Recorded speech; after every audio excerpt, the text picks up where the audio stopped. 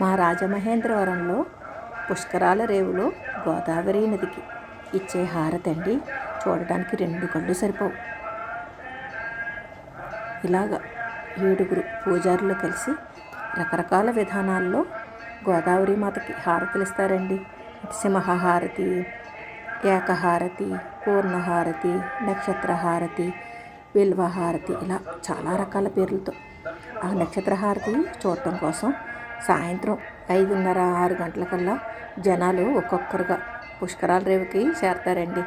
కాశీలో గంగానదికి, అలాగే హరిద్వార్లో కూడా గంగానదికి ఇలా హారతులు జరుగుతూ ఉంటాయండి సాయంత్రం వేళల్లో.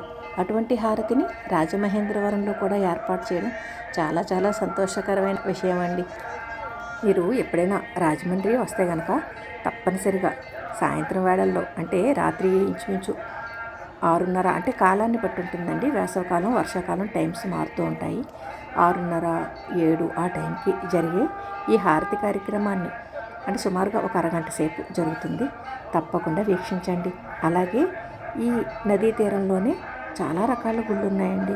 ఇస్కాన్ టెంపుల్ అని, ఉజ్జయిని మహాకాళేశ్వర టెంపుల్ అని, అయ్యప్ప స్వామి టెంపుల్, ఇలా చాలా మందిరాలు ఉన్నాయి. అలాగే పురాతనమైన మార్కండేయ స్వామి గుడి కూడా ఇక్కడికి సమీపంలోనే ఉందండి. మనసుకి స్వాంతన కలిగించే హారతిని వీక్షించడం అదృష్టం అండి.